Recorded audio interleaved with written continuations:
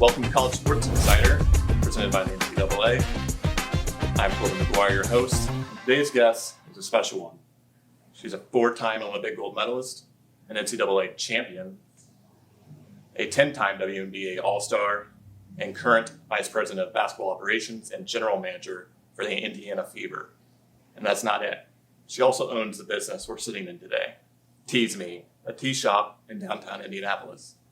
I'd like to welcome Tamika Catchings. Tamika, thanks for joining us. Thanks for having me, Corbin. Of course. Well, there's a lot we want to cover today. Your story is so rich with success and giving back. But I want to start with the place we're in right now, this tea shop.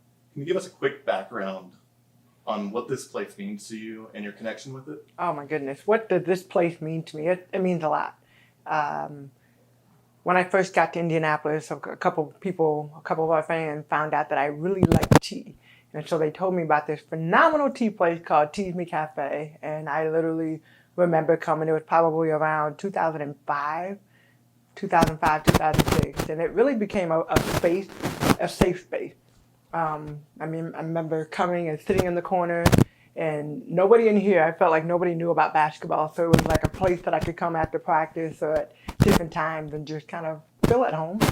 A couple years, right after I retired in 2016, came back and found out that the owner was going to be moving, him and his wife. And I was like, okay, we've got to make sure that this space stays open. And really, like, we went through a couple of weeks of trying to figure out who would take over. And long story short, here we are. Took over in February 2017, and I love it. What we've been able to create here is community.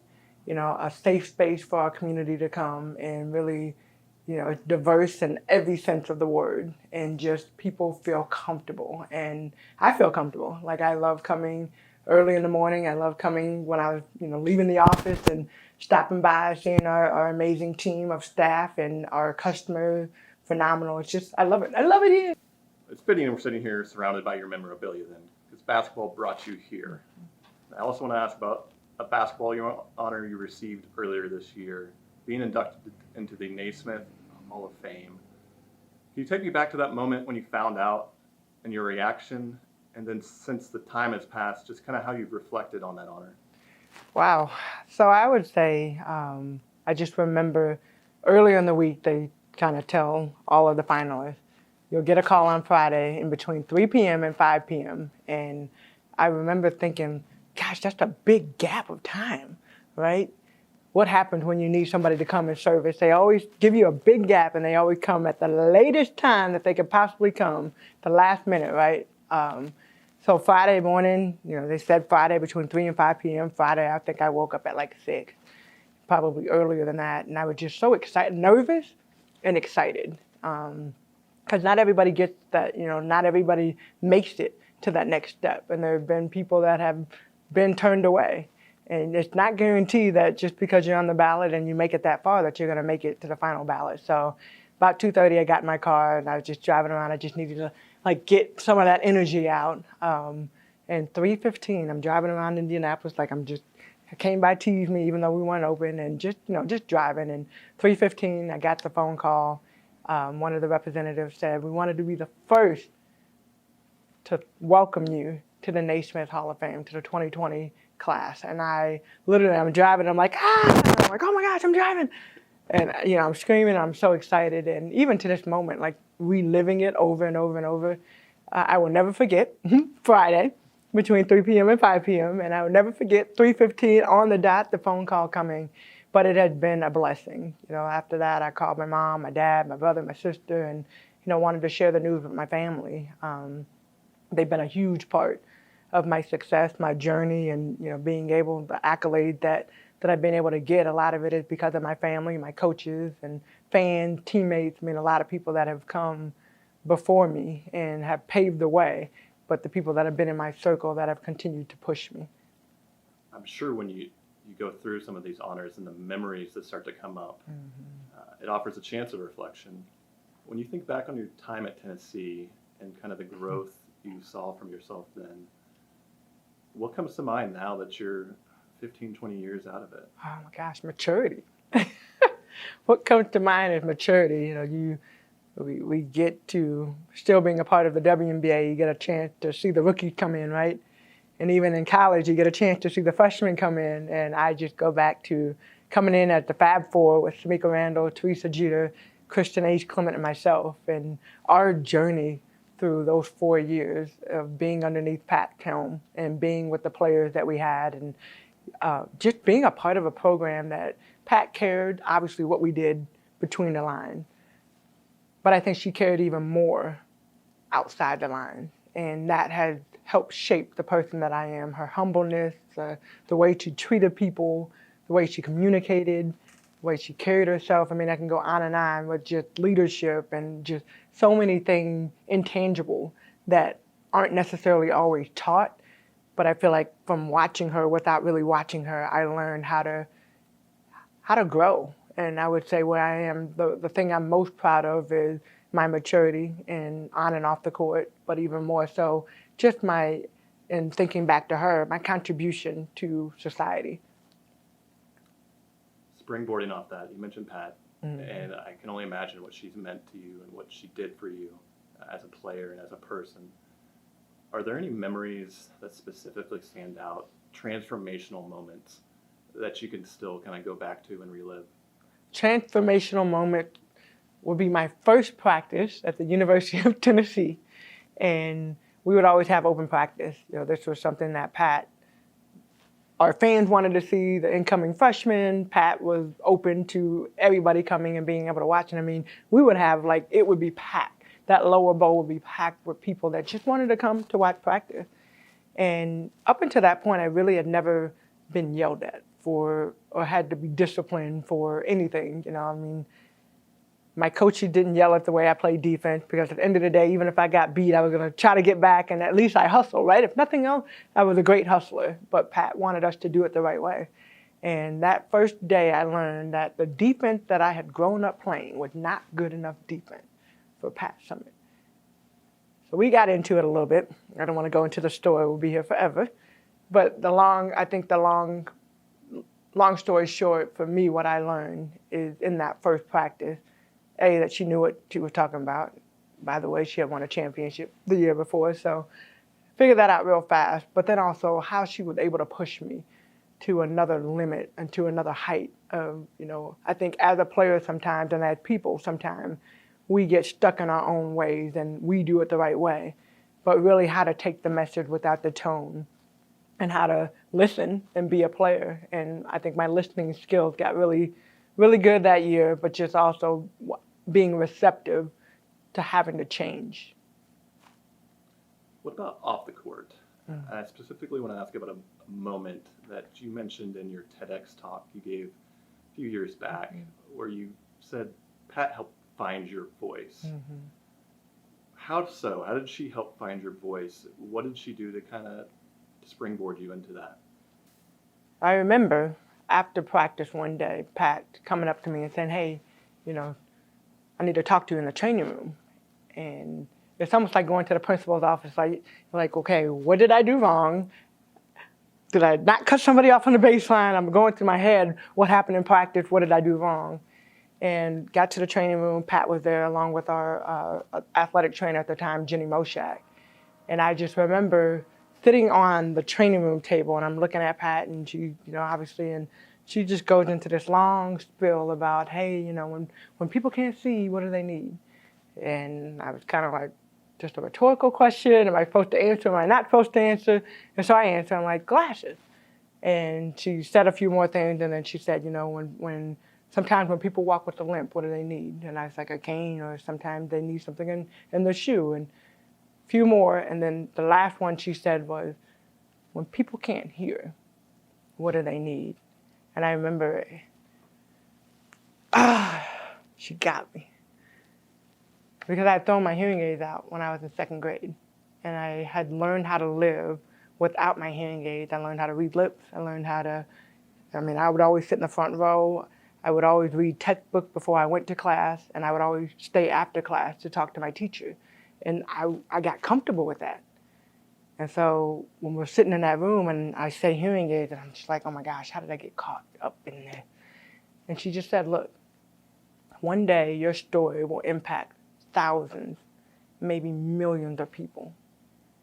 I feel like it's time for you to get back into wearing your hearing aids. And I stopped and I had to think about it. And I was like, you know what?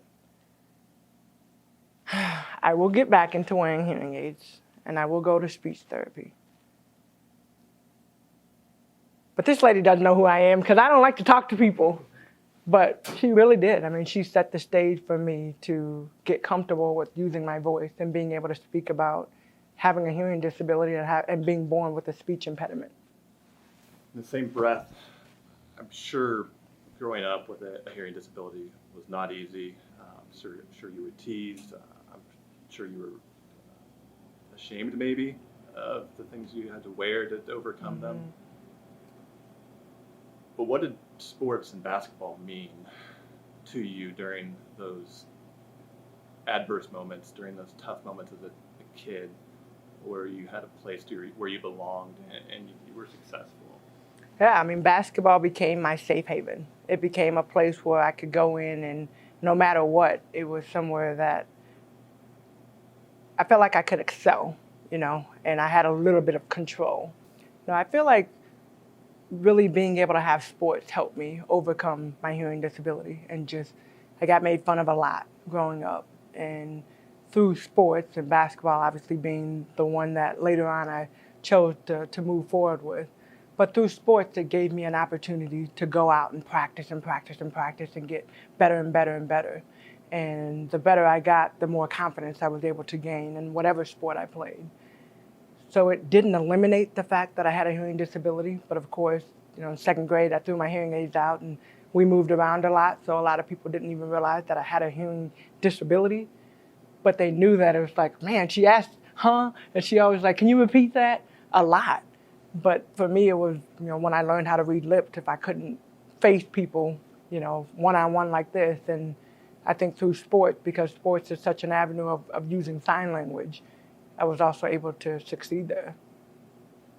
You obviously succeeded at basketball, 4 Olympic medals. Did freshman Tamika Catchings at Tennessee ever imagine the career that played out for you? No way. No way. WNBA came my freshman year in college. And so my goal since 7th grade was to be in the NBA and follow my dad's footsteps. So now the W comes and I just remember like, oh my gosh, like they made this league just for me. And they got 4 years to get it right before I get there. Ecstatic is not even the word that I would use for that. And so, you know, fast forward, boom, boom, boom, get to senior year and tear my ACL, my senior year, Martin Luther King Jr. Day, 2001, and I literally can touch the WNBA, right? It's like right there, and I go down, and I'm just praying to God, like, oh my gosh, like this can't be happening right now.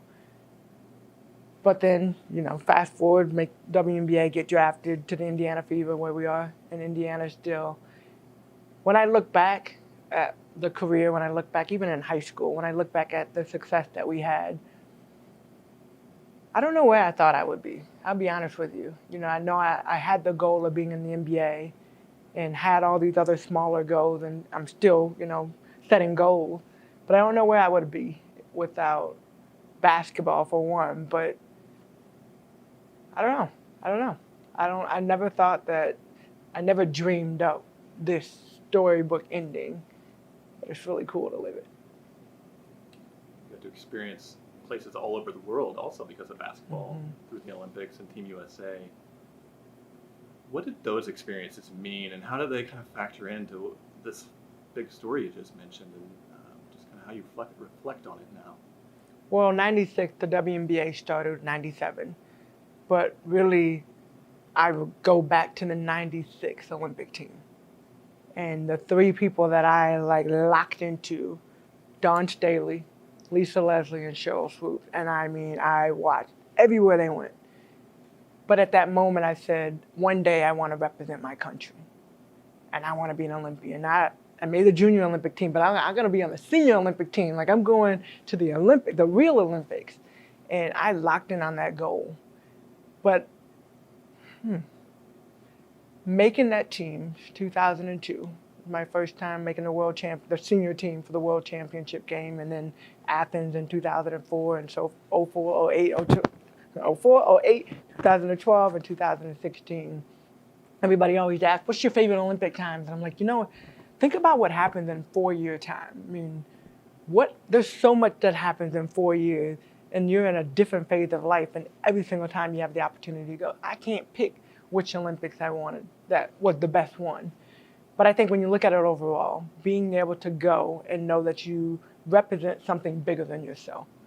We represent the whole United States of America. And when we go to different countries and we play different countries, they look at us as American, but they look at us as representation to what America is. And you take pride in that. Everybody, I think back to just the medals and being able to stand on that podium, and they're announcing your name and everything going on. The only thing that's missing is the fireworks. When you think of the collegiate sports model in America, which is unique to the world, how do you feel like it prepared you well for that international stage and those opportunities at the Olympics and with Team USA? Well, I think it was good. Just thinking back to college and the way Pat prepared us and her coaching staff, I felt like I was prepared for the next level. Pat, we never cut lines.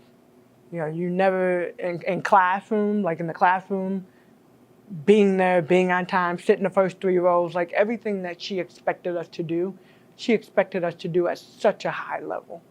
And so by the time you look at transferring 4 years underneath her and her system, and just a system of excellence, and just our culture was about excellence. And then you transfer into the Olympic game, and thinking about the 3 players that I just mentioned, but the other players that were there, everybody, to the way that your jersey always had to be tucked in, our socks were always at the same height, the shoes that you wear had to be a certain type of shoe, everything was specific.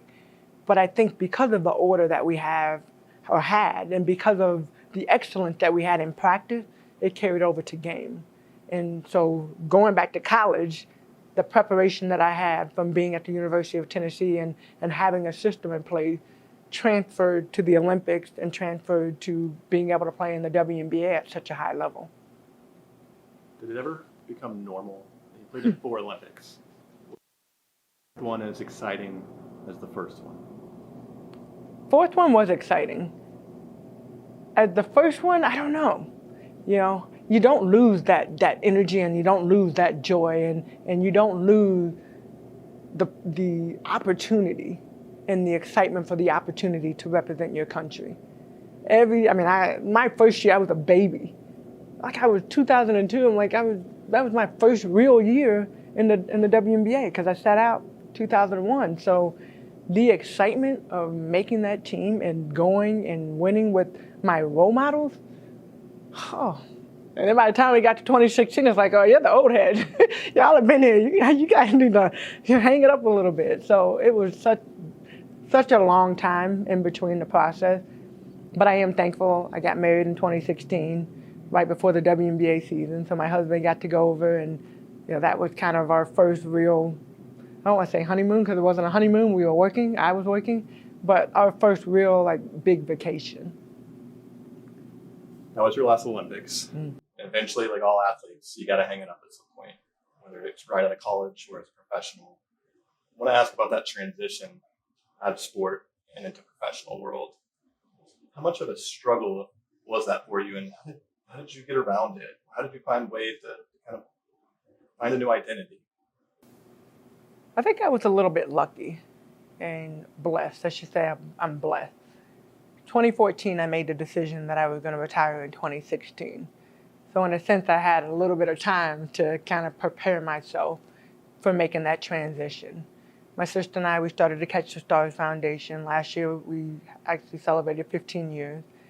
And we already started doing all these different programs in the community. But at that point in time, when I thought about retiring, it really became one of those things where it's like, man, I used to get up and go to the gym and be so excited about practice. And I would live in the gym. but I could feel myself shifting a little bit. I wasn't all the way to the point of I want to retire, I'm ready to retire, but I was like, something different. I don't feel the same passion and the same love that I have felt in the past. And my dad said that would happen.